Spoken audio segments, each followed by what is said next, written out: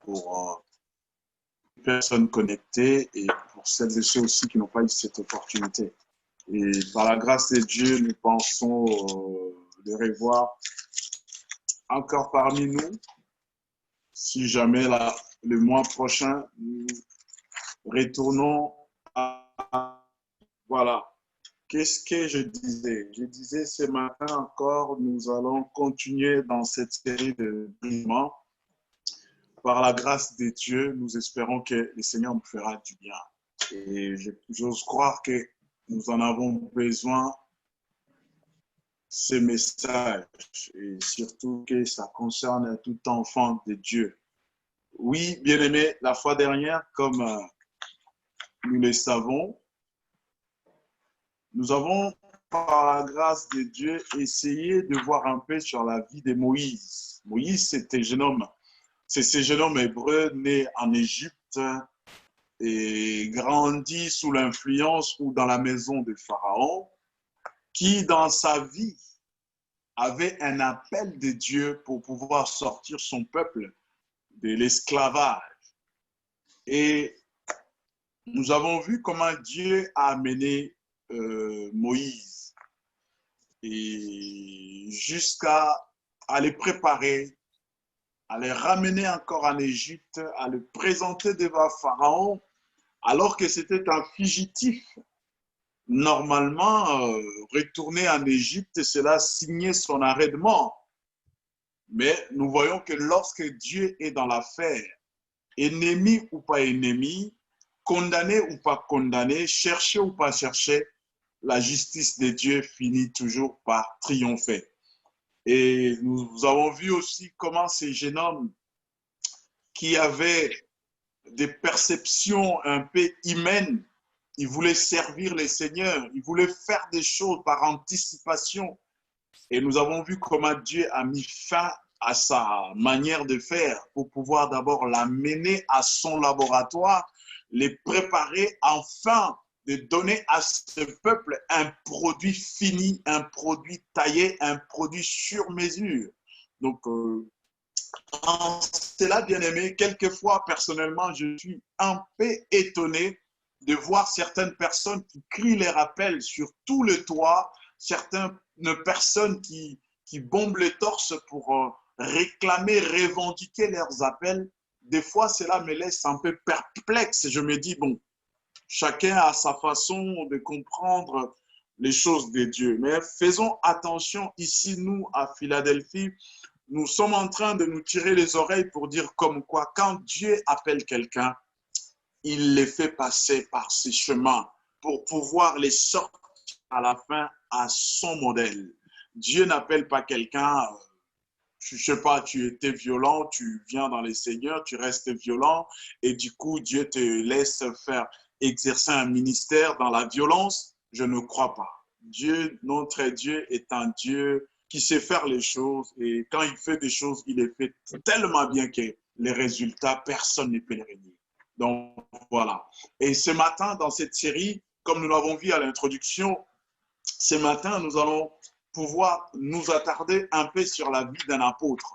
Et cet apôtre, ce n'est pas le moindre. Cet apôtre, c'est l'apôtre Pierre.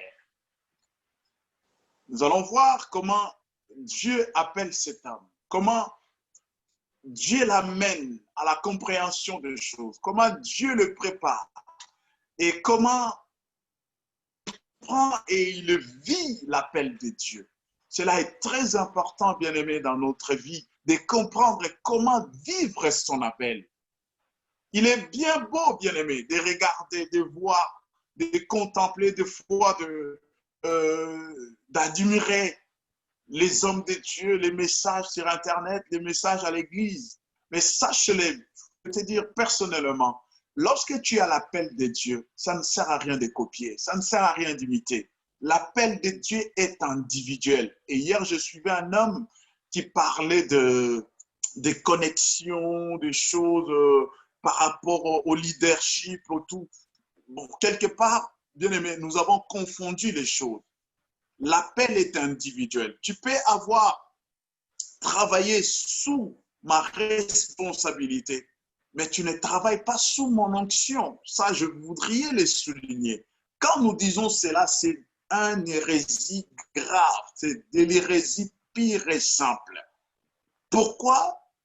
Ce n'est pas nous qui avons. Je vous ai toujours dit ici, l'histoire, les messages de la Bible n'a pas commencé en RDC, n'a pas commencé en Afrique, n'a pas commencé chez nous. Ça a commencé quelque part. Dieu a un modèle.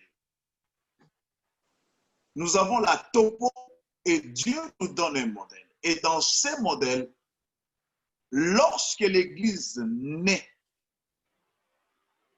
nous ne voyons pas ces choses, nous n'entendons pas ces choses. Que Jean travaillait sous l'onction de Pierre, Silas travaillait sous l'onction de Paul, Barnabas travaillait sous l'onction de Paul. On ne l'a jamais vu. Et je ne sais pas d'où nous viennent ces choses. La Bible dit dans Joël, lorsque Joël a prophétisé, il dit, dans les derniers temps, je répandrai de mon esprit sur toute chair. Vos fils et vos filles prophétiseront. Vous connaissez les versets. Et lorsque Jésus dit aux disciples, mais vous ne vous déplacez pas jusqu'à ce que vous recevrez une puissance. Et lorsque cette puissance est descendue, la Bible déclare ceci, des langues semblables à des langues de feu apparurent sur chacun d'eux. Il y avait une flamme sur chacun. Il y avait un feu sur chacun. Il y avait une qualification, ce que nous appelons l'onction, sur chacun. Il n'y avait pas une onction plus grande qui devrait influencer les autres. Il n'y avait qu'une onction pour chacun. Chacun avait son onction. Chacun avait sa qualification. De la même manière, Dieu, ce n'est pas de la même manière que Dieu m'a qualifié, il qualifiera le frère Satan de la même manière. Je ne crois pas. Chacun a sa qualification. Quand je vais dans mon travail, je ne travaille pas sous l'onction, sous les capacités de mon patron, non, ou de mon chef d'équipe. Je travaille sous ses injonctions, sous ses recommandations, mais je ne travaille pas sous ses capacités. Tu peux être subalterne, mais avoir des capacités efficaces par rapport à son supérieur. Donc cela n'a rien à dire, n'a rien à voir avec les choses de Dieu. Excusez-moi, je ferme la parenthèse. Je parlais de Pierre. Pierre, c'est cet homme que nous connaissons. Est-ce que nous pouvons prendre nos Bibles dans les livres de Luc, chapitre 5? Je me suis un peu éparpillé par rapport à ça, mais je pense que c'est très important de comprendre. Excusez-moi.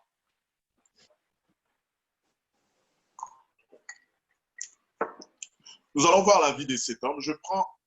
Nous sommes dans les livres de Luc chapitre 5. Je vais lire à partir du premier verset. Comme la foule se pressait autour de lui pour entendre la parole de Dieu et qu'il se trouvait auprès du lac du Génésaret, il vit au bord du lac 2 petits barques d'où les pêcheurs étaient descendus pour laver leurs filets. Il monta dans l'une de ces barques qui était à Simon et il lui demanda de s'éloigner un peu de la terre. Puis il s'assit et de la barque, il enseignait les foules.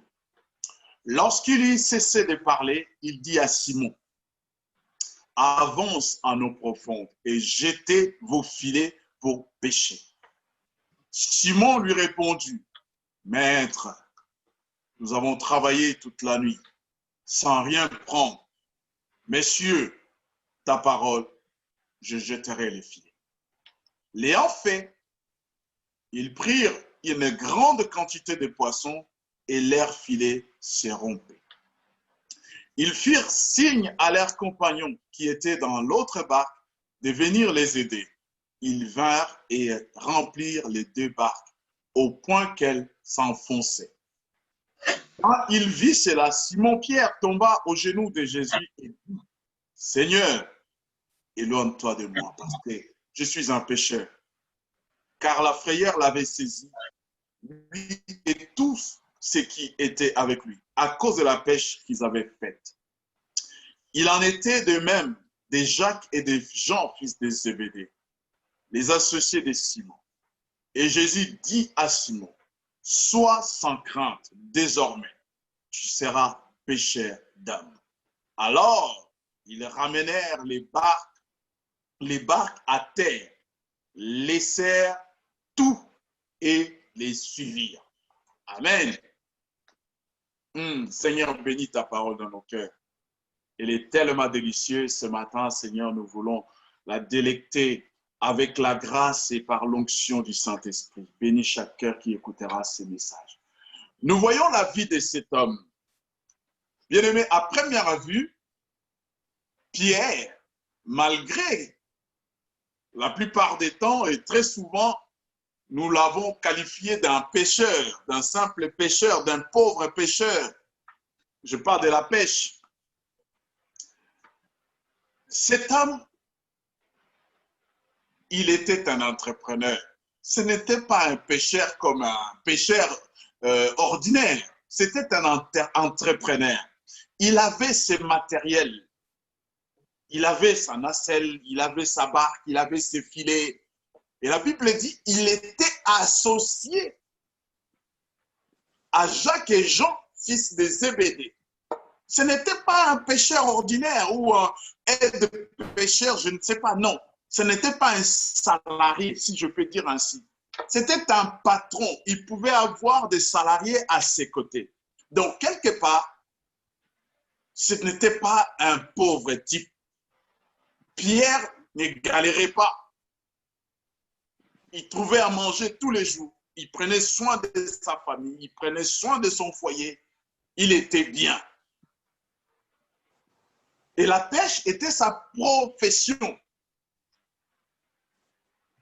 Je ne sais pas, ou très souvent, comme nous avons parlé de Pierre comme pêcheur, la plupart des temps, nous avons fait allusion à nos pêcheurs.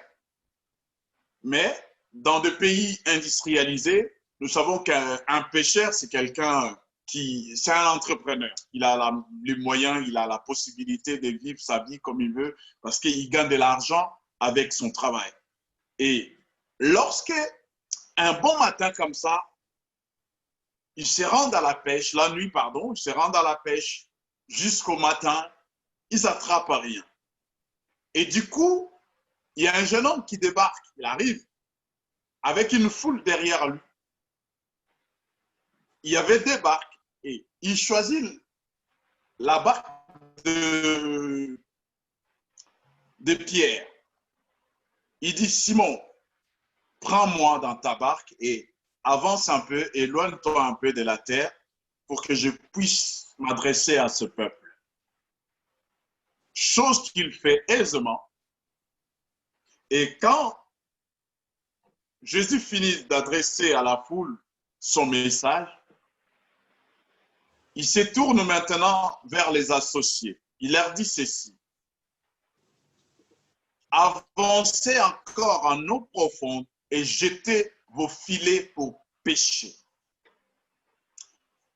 Et c'est de là où Simon lui dit, oh, maître, moi franchement, mon travail était fini. Si je t'ai encore remonté dans la barque, c'était pour te rendre service. Mais la pêche, franchement, à cette ère-là, je ne pense pas qu'on aurait même attrapé un petit fretin. Parce que les poissons, maintenant, ils descendent un peu plus profond et ce n'est plus l'heure de pêcher. Nous avons déjà pêché toute la nuit dans cette région, il n'y avait rien.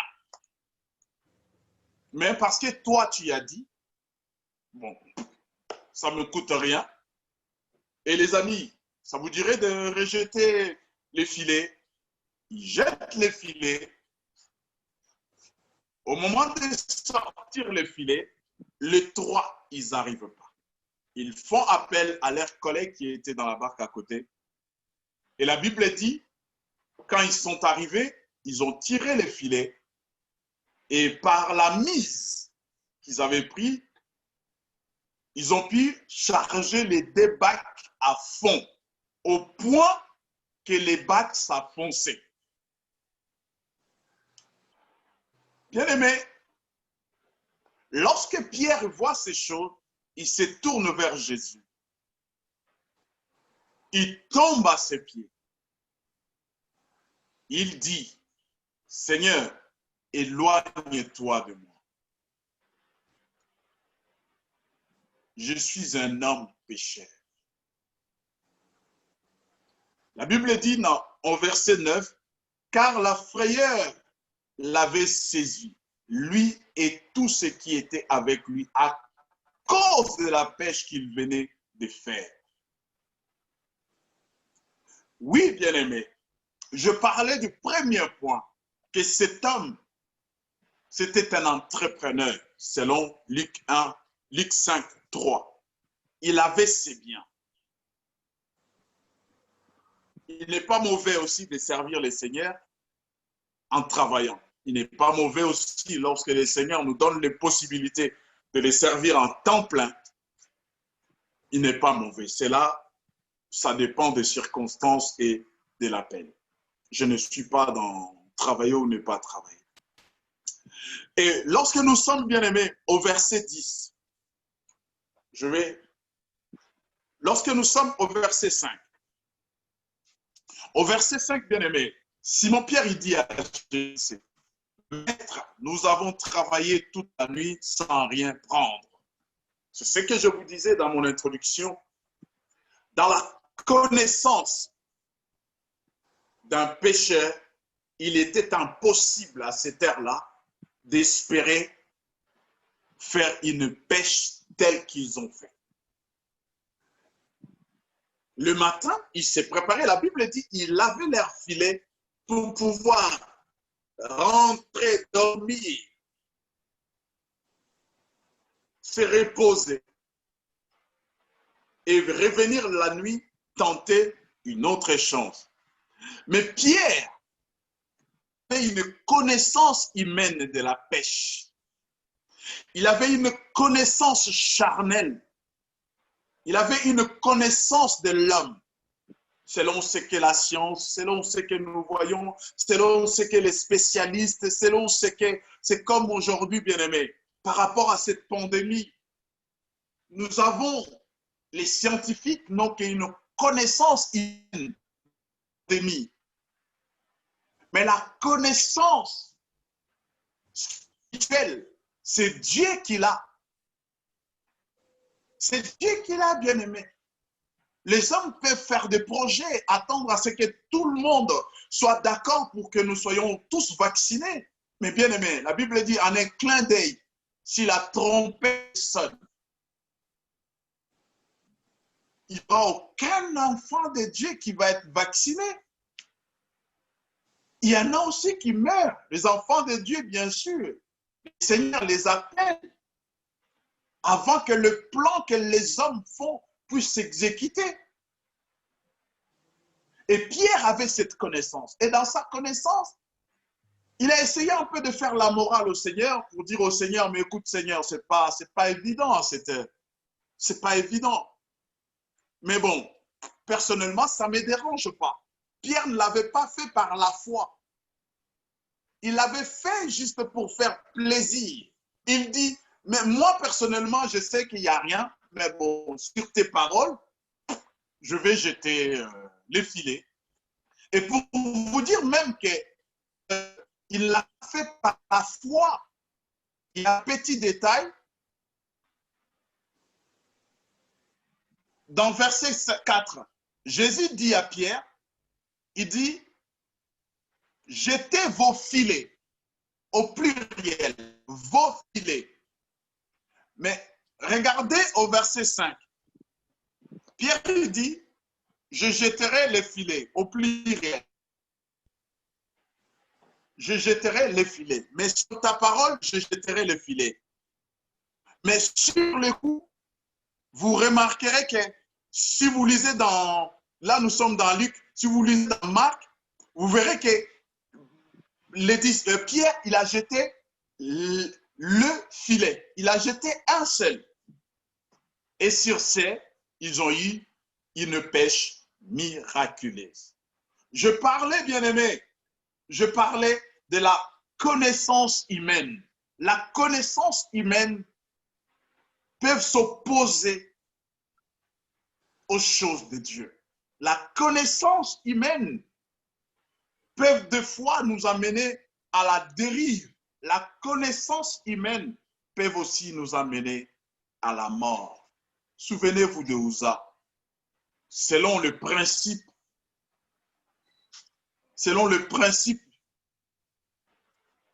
scientifique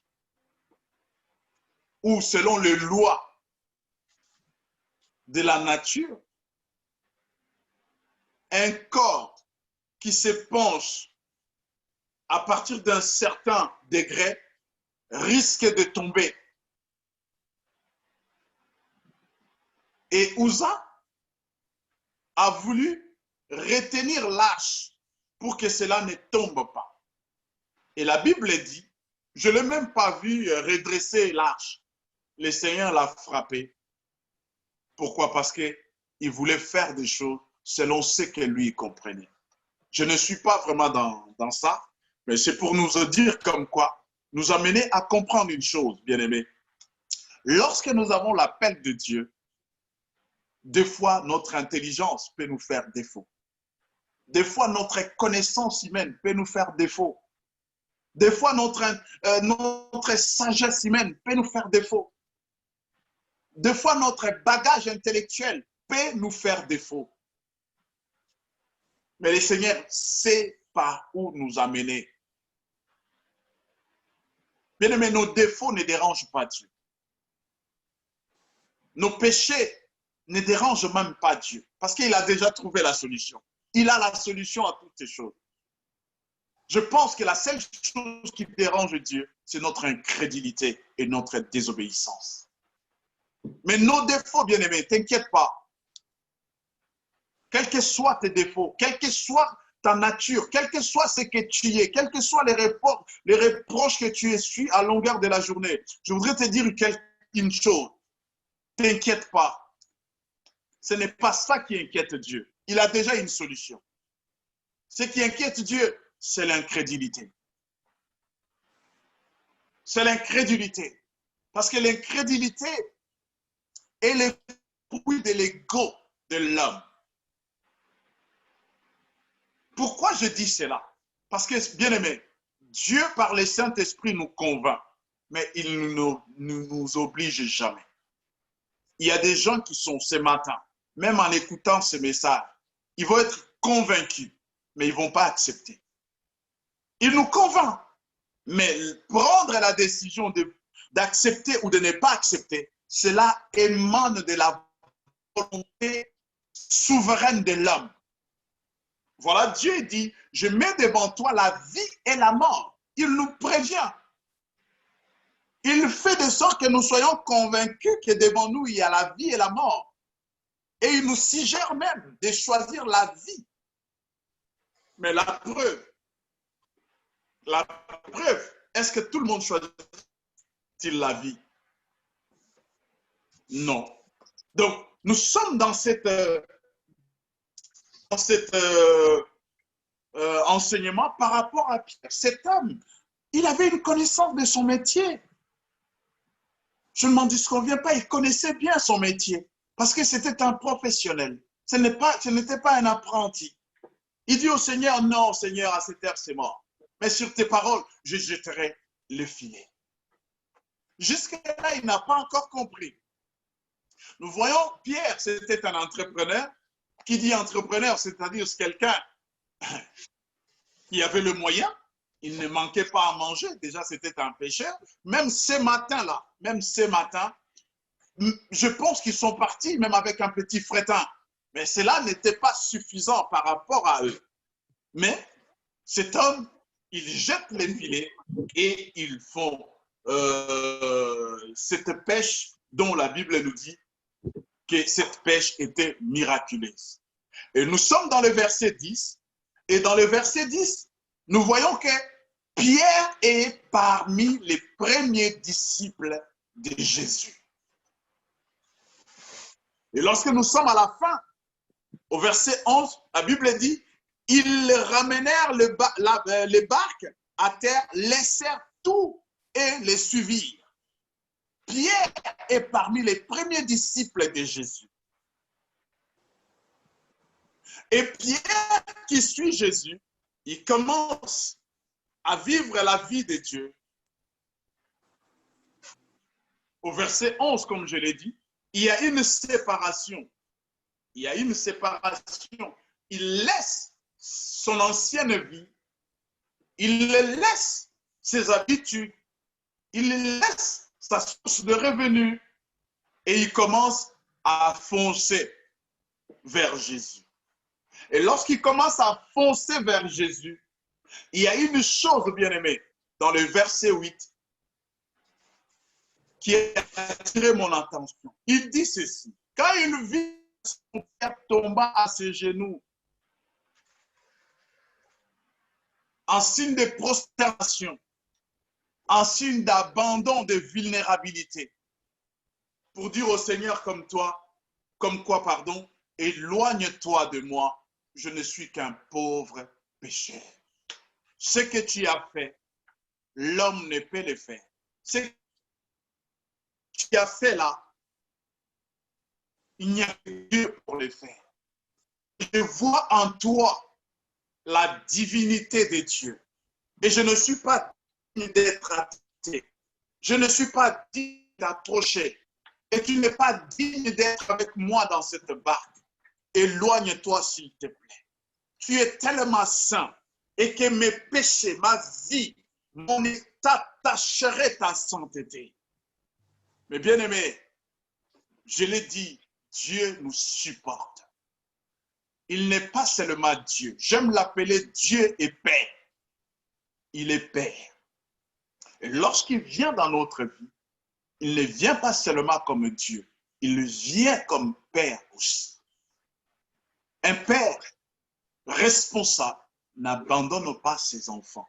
Voilà pourquoi il t'a fait la promesse en te disant, je ne t'abandonnerai pas, je ne te délaisserai point. Même si ton père et ta mère t'abandonnent, moi l'Éternel, je ne t'abandonnerai pas. Et il dit quelque chose, moi, qui me réjouit. Il dit, même si les montagnes s'éloignaient, mais son amour pour toi ne changera pas. Et Pierre, voyant sa vulnérabilité, reconnaissant ses faiblesses, son état de pécheur, il dit au Seigneur, s'il te plaît, mets-toi un peu à l'écart. Je ne suis pas digne, tu ne connais pas ma vie. Oui, bien-aimé, tu peux le dire aussi. Tu as déjà pensé que ce n'est pas toi qui es appelé. Ce n'est pas toi. Dieu ne pouvait pas jeter son dévolu sur toi. Parce que, étant donné que ta vie n'est pas en règle, tu te dis toi-même, non, je ne pense pas avoir l'appel de Dieu. Je ne pense pas pouvoir servir Dieu. Je ne suis pas encore prêt. Mais laisse-moi te dire une chose. Ce n'est pas à toi de te préparer. C'est Dieu. Tu dois passer dans le laboratoire de Dieu. Tu dois passer dans la cuisine de Dieu. C'est Dieu qui va te préparer. C'est Dieu qui va te façonner. C'est Dieu qui va faire à ce que tu sois agréable. Lorsque les gens mangeront le fruit qui sortiront de toi, que les gens délectent réellement quelque chose venant de la part de Dieu. Éloigne-toi de moi. Et cet homme, il était sincère. C'était un juif, un religieux. Combien aujourd'hui, bien-aimés, dans le milieu de nos assemblées, combien sont-ils encore religieux? Combien sont-ils encore charnels? Ils persistent, ils demeurent sans remords dans cette vie. Ils persistent, ils demeurent dans cet état, sans pouvoir se soucier, sans pouvoir se poser des questions, sans pouvoir s'abandonner à celui qui les a appelés. Et ils continuent de faire mal au Seigneur. Bien-aimé, le plus important, ce n'est pas de demeurer. Le plus important, ce n'est pas d'être pécheur ou pas pécheur. Le plus important dans la vie de Dieu, c'est de reconnaître que sans Dieu, tu es perdu. C'est de reconnaître que sans Dieu, tu es perdu. Ce n'est pas le fait de vivre, je ne sais comment, mais c'est le fait de vivre dans l'insouciance. C'est ce qui intrigue Dieu. C'est ce qui fait mal à Dieu. Il est dangereux. Il est dangereux d'avoir des chrétiens qui viennent à l'église demeurant dans l'état de pécheur, que des païens qui ne viennent pas à l'église demeurant dans l'état de pécheur. Le plus dangereux, c'est ceux qui qui viennent à l'église écoutant la parole, mais ils ne se donnent aucun effort, ils ne se donnent aucune envie de se convertir, de changer. C'est ça le plus dangereux. Et lorsque cet homme comprend sa vulnérabilité, la première des choses, il veut faire une marche entre lui et le Seigneur. Mais aujourd'hui, est-ce que, bien aimé, nous sommes capables de les dire, même dans nos prières, lorsque nous sommes dans nos chambres fermées, de dire au Seigneur, Seigneur, je ne suis pas digne. Prépare-moi jusqu'à ce que je sois digne. Et à ce moment-là, tu te serviras de moi.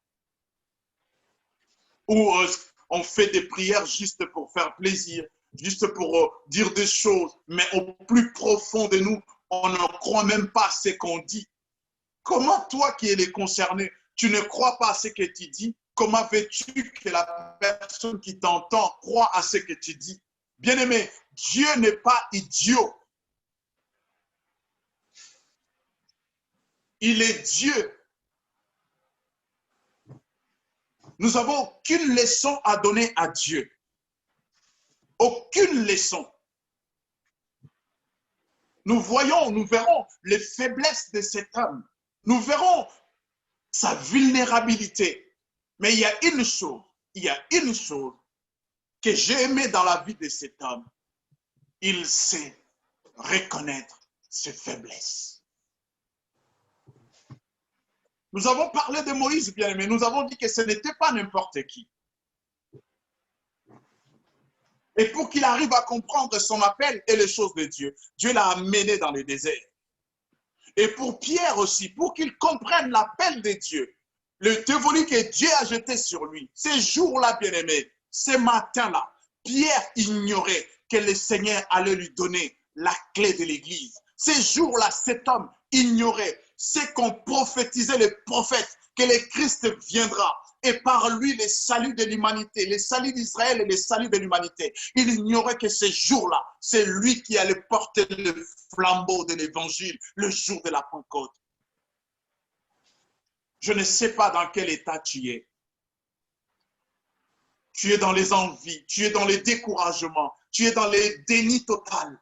Tu ne veux même pas qu'on t'appelle enfant de Dieu. Tu ne veux même pas qu'on t'appelle pasteur.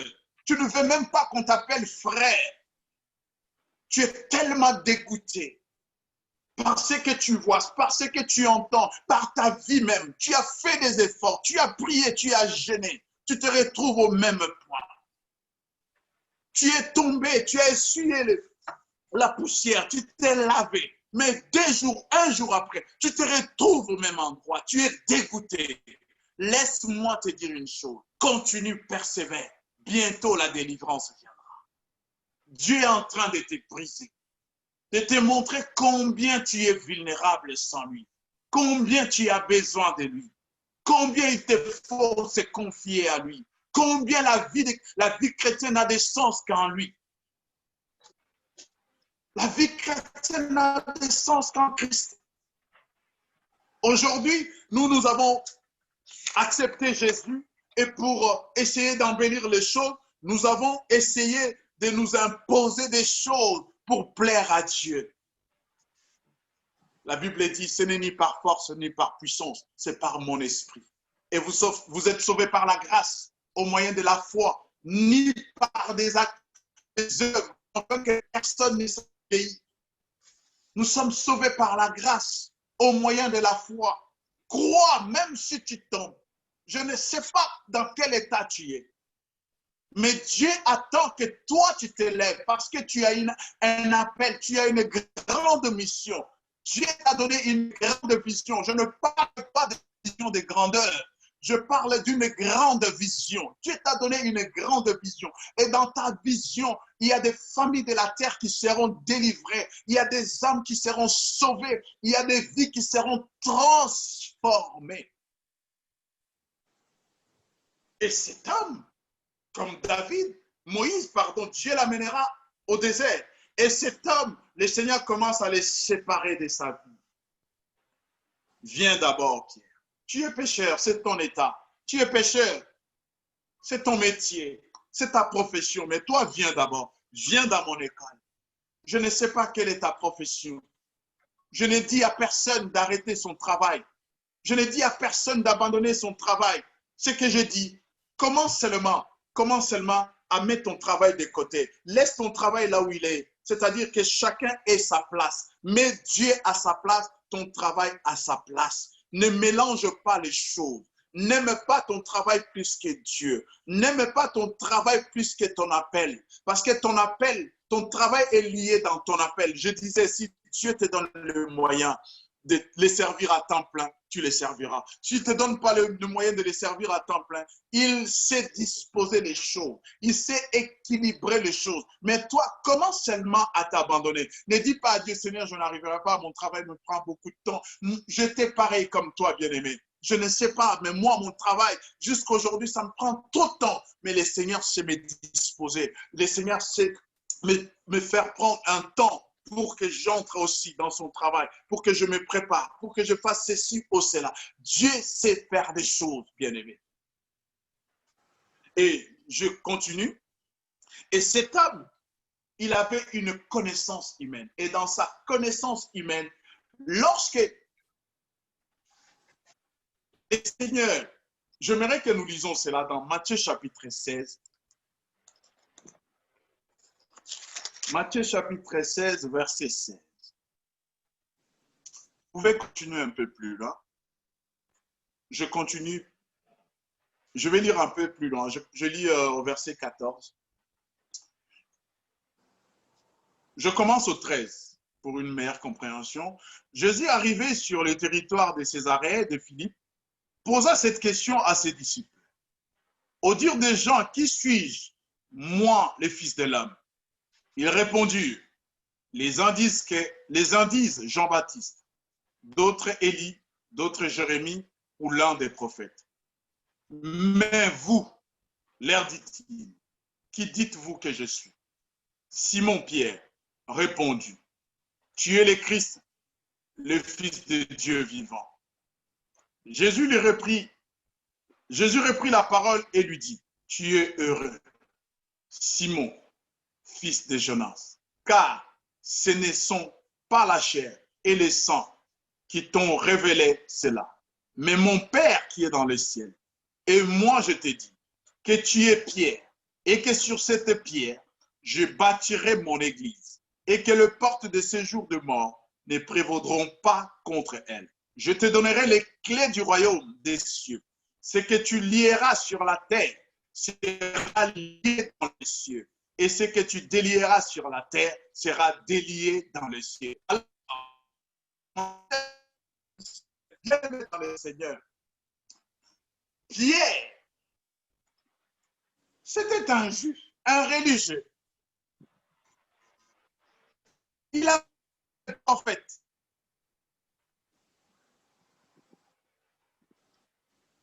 Il s'est rendu à la synagogue. Il a déjà entendu les rabbins parler des prophètes Ésaïe, du prophète Amos, de Joël, sur le Messie. Et lorsqu'il voit Christ, dans sa connaissance religieuse, il a déjà entendu. Il dit, tu n'es ni Jérémie, ni Élie. Tu es le Christ, le Fils du Dieu c'est toi. Écoutez bien aimé, Jésus dit à Pierre ceci. Tu peux croire que ces choses t'ont été révélées par la chair parce que tu as la connaissance de la chair. À ce moment-ci, c'est ce que je cherche que vous compreniez. Que je ne suis pas l'un des prophètes. Je ne suis pas un prophète de plus. C'est ce que je veux que vous gravez dans vos cœurs. Que je ne suis pas un prophète de plus. Je suis. Écoutez ce que Jésus dit au verset 13. Dernier paragraphe. Il dit ceci. Au dire des gens, qui suis-je? Moi, le Fils de l'homme. Moi, le Fils de l'homme. Quel homme? L'homme qui est dans les cieux. Au dire de gens, vous, qui dites-vous que je suis? En Israël, on n'appelait pas les parents d'un fils le fils de l'homme. Vous verrez Jésus en train d'appeler Pierre fils de Jean ou Jonas, fils de Jonas. Mais Jésus dit, moi, le Fils de l'homme. Lorsque vous lisez dans le psaume, vous verrez David en train de parler du Fils de l'homme, l'homme qui est dans les ciels. Il parlait de Jésus. Et Pierre a reçu cette révélation, non pas charnellement, il a reçu par la révélation du Saint-Esprit. Et lorsqu'il reçoit cette révélation, il la donne. Le Seigneur, il dit, ce n'est ni la chair et le sang qui t'ont révélé ces choses. C'est mon Père qui est dans les ciels qui te l'ont révélé, afin que les autres comprennent. Bien-aimé, Pierre commence à entrer petit à petit. Il commence à comprendre que je dois mettre mes connaissances charnelles, mes connaissances judaïques de côté et commence à comprendre selon Dieu. Commence à comprendre selon Dieu. Mets toutes tes connaissances, toutes les prédications que tu as écoutées, tous les messages que tu as entendus, commence à les mettre de côté. Et maintenant, commence à écouter Dieu. Dieu parle dans ton cœur. Bien-aimé, Dieu parle dans ton cœur. Je peux crier pendant 40 minutes sans pour autant que tu entendes la voix de Dieu. Mais tu peux prier, tu peux lire, tu peux écouter ce message pendant un laps de temps et entendre la voix de Dieu. Et lorsque Jésus dit cela à Pierre, Pierre commence à comprendre.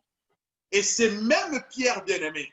Lorsqu'il commence à comprendre, le Seigneur est en train de le faire entrer dans sa destinée. Ce n'est pas la chair, ce n'est pas le sang, c'est une connaissance divine. Et la connaissance divine, bien-aimé, se donne gratuitement. Et la connaissance divine, on ne la paye pas. C'est Dieu qui nous la révèle afin que nous la donnions à son Église. Alléluia. La vie de cet homme bien-aimé est riche en rebondissements. Les mêmes Pierre, il fait cette révélation. Et dans cette révélation, lorsque le Seigneur il dit que je mourrai, nous sommes toujours dans les mêmes versets, bien-aimés. Lorsque le Seigneur lui dit, je dois mourir. Au verset 22, bien-aimés, parce que le temps nous fait défaut, au verset 22, qu'est-ce que Pierre il dit? Pierre il dit, Pierre les prit à part et s'est mis à lui faire des reproches en disant, à Dieu ne plaise. Seigneur, cela ne t'arrivera pas. Alléluia. À Dieu ne plaise, cela ne t'arrivera pas. Pierre refuse la mort et la résurrection du Seigneur. Je l'ai dit la fois dernière, les Juifs espéraient à un libérateur physique. Et lorsque Jésus arrivait, faisant des miracles, guérissant des malades, ressuscitant les morts, c'était l'homme idéal. Et les Juifs se préparaient seulement, ils attendaient à ce que Jésus donne le coup de départ pour pouvoir aller chasser les Romains. Mais Jésus continue à insister pour dire comme quoi je dois mourir pour vous délivrer, pour vous sauver. Je dois mourir et le troisième jour, je ressusciterai. Pierre, bien-aimé,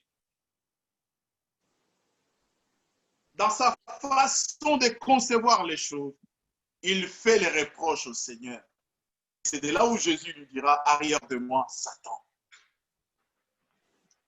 Bien-aimé, la Bible dit dans Ésaïe, nos voix ne sont pas celles de Dieu. Nos pensées ne sont pas celles de Dieu. Et les mêmes Pierre, bien-aimé, il dit, même s'il arriverait que tout ce monde t'abandonne, moi, Seigneur, je mourrai avec toi. Je mourrai avec toi.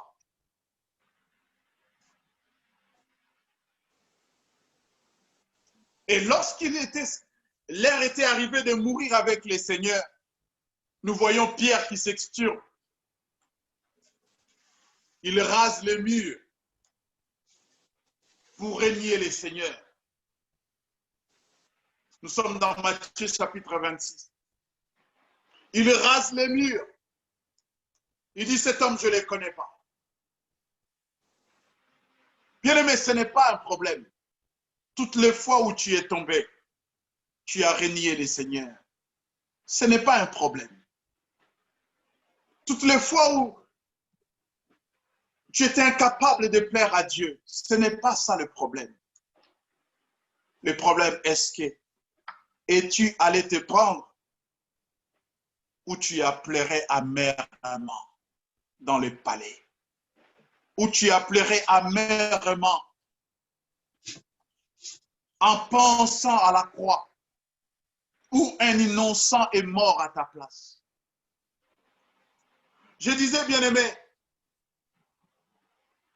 le Seigneur fait comprendre à Pierre, nous sommes dans Matthieu chapitre 26, il fait comprendre à Pierre que les choses de Dieu ne sont pas charnelles, Pierre. Bientôt, tu vas prendre des responsabilités. Bientôt, tu vas servir le Seigneur. Mais tu dois comprendre que les choses de Dieu ne se font pas dans la chair.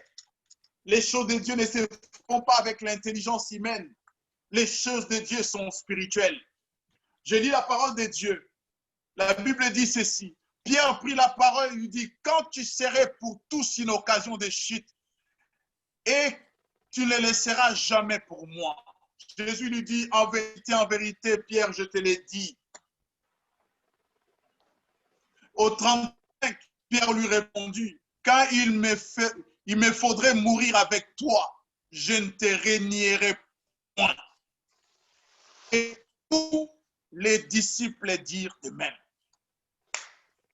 Bien-aimé, combien de fois tu as prié pour un péché, tu as prié pour une faiblesse? Combien de fois tu pleures, il n'y a pas longtemps, tu as encore pleuré. Mais laisse-moi te dire une chose. Les choses de Dieu ne sont pas charnelles. Il n'y a aucun jeûne, il n'y a aucune prière qui délivre l'homme de son péché. Sinon, Jésus ne serait pas venu. C'est Jésus qui nous délivre du péché. Vous savez comment nous sommes délivrés du péché? C'est l'amour. L'amour que nous avons pour Christ. Celui qui aime sa femme n'est pas prêt de la tromper. Celle qui aime son homme, elle n'est pas prête à le tromper. C'est pareil, bien-aimé. Ce n'est pas les jeûnes. Je t'encourage de jeûner comme tu veux, à sec, je ne sais quoi, demi-sec, pour un péché. Crois-moi, je suis passé par là. La puissance de la délivrance est dans l'amour. La puissance de la délivrance est dans l'amour. Et la délivrance agit dans l'amour. Lorsque nous avons connaissance de la vérité, que Christ est mort pour nos péchés, nous l'aimons à mort. Nous l'aimons ardemment. Nous l'aimons en excès. Et cet amour fait que nous nous séparons de péché. Cet amour fait que nous nous prévenons de toute chute. Ce n'est pas les jeunes. Je n'ai jamais vu dans la parole de Dieu les jeunes délivrer quelqu'un. Je n'ai jamais vu. La seule chose que j'ai vue, Paul dit, à cause de la connaissance de Christ, tout ce qui était utile pour moi, je les regarde comme de la boue à cause de la connaissance de Christ. Cet homme dit, je ne te nierai point, je ne te nierai jamais. Comme toi, quelque temps après, il se retrouve en train de renier les seigneurs. Oh bien-aimé, il sait de quoi tu es formé. Il sait de quoi tu es formé. Et après que Pierre est passé par là, il a vu son comportement, son rang social, sa connaissance humaine s'effriter. Le Seigneur l'a montré comme dans un film. Et quand tu l'as vu cela, nous sommes dans Jean chapitre 21. Par 3 questions seulement, bien-aimés. 3 questions par rapport à ce que je vous ai dit. Et permettez-moi, s'il vous plaît, le temps nous fait défaut. Permettez-moi pour voir ce que je vous ai dit. Par ces 3 questions, Pierre a vu sa vie défiler devant lui. Nous sommes dans Jean 21, je lis à partir du 15e verset. Après qu'il eut mangé, Jésus dit à Simon-Pierre, Simon, fils de Jonas, m'aimes-tu plus que ne le font ceci? Il lui répondit, oui Seigneur, tu sais que je t'aime. Jésus lui dit, prends soin de mes agneaux. Il lui dit une seconde fois, Simon, fils de Jonas, m'aimes-tu? Pierre lui répondit, oui Seigneur, tu sais que je t'aime. Jésus lui dit, sois le berger de mes brebis. Il lui dit, pour la 3e fois, Simon, fils de Jonas, m'aimes-tu? Pierre fit attristé qui lui avait dit pour la 3e fois, m'aimes-tu? Et il répondit, Seigneur, je sais toutes choses. Seigneur, tu sais, pardon, toutes choses. Tu sais que je t'aime. Jésus répondit, prends soin de mes brebis. Bien, cette même question posée à 3 reprises a ressorti l'homme de ce dernier retranchement, dans son hypocrisie, dans ses faiblesses, dans son égoïsme. Lorsque Pierre se retrouvera sur le mont de Gethsemane et à l'apparition d'Élie, de Moïse, Pierre fera cette revendication que nous puissions rester ici. Dans son égoïsme, il s'est même oublié. Et par ces questions, le Seigneur lui fait voir la préoccupation d'un appelé, ce n'est pas son ministère. La préoccupation d'un appelé, ce n'est pas son rang social. La préoccupation d'un appelé, ce n'est pas son orgueil, ce n'est pas sa personne. La préoccupation d'un appelé, c'est quoi? Premièrement, de prendre soin des agneaux. Et deuxièmement, d'être le berger des brebis. Et troisièmement, de prendre soin des brebis.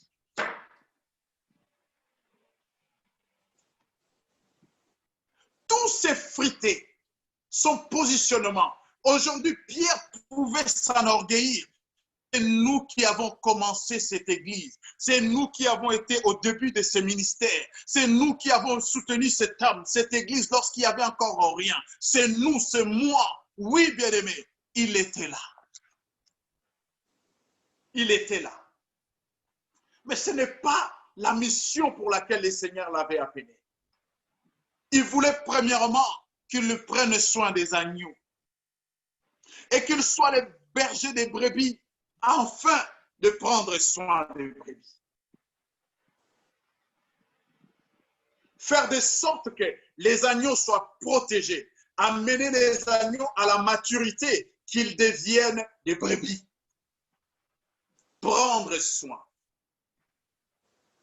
Et quand cet homme a compris ces choses, bien-aimés, c'est là où nous verrons la simplicité de cet homme. Jésus a dit à Pierre, là où nous avons lu, qu'est-ce qu'il a dit à Pierre? Je te donnerai les clés du royaume des cieux. Il disait à Pierre, par la révélation qu'il avait faite, et sur cette révélation, il allait commencer son église. Et Pierre, étant que Céphas, il allait les fonder sur les rocs qui est la révélation qu'il avait faite. Et sur ces rocs, Pierre, étant qu'église, il aurait la clé du royaume. La clé du royaume. Je pense que je dois continuer sur ce thème. Il y a beaucoup de choses, j'ai essayé de scamoter rapidement parce que le temps nous faisait défaut par rapport aux vidéos et tout. Pour ce matin, nous allons nous arrêter là. Et je prie que le Seigneur nous donne encore beaucoup de révélations sur la vie de cet homme. Je pense que nous en avons besoin. L'Église de Dieu a besoin de voir un peu qu'est-ce que Dieu a fait avec cet homme. Là, je vous parle, mais franchement, je suis tellement épaté de voir comment Dieu peut utiliser un homme, comment Dieu peut briser un homme, comment Dieu peut faire d'un homme son orgueil. Tu ne mourras pas, son orgueil, tout le monde pourra te régner. Moi, super, moi. Et le Seigneur l'a fait en 3 questions seulement. C'est fini. Quand tu dis que tu sais que je t'aime, qu'est-ce que tu veux dire par tu sais que je t'aime? Que le Seigneur nous bénisse. Papa, bénis ta parole dans nos cœurs. Bénis chaque personne qui aura la possibilité d'écouter ce message. Et donne-nous à continuer sur la vie de cet homme. Et prépare-nous à cela. Au nom de Jésus. Amen. Amen. Merci beaucoup. Que Dieu nous bénisse. Amen. Qu'il te bénisse aussi. Merci. Amen.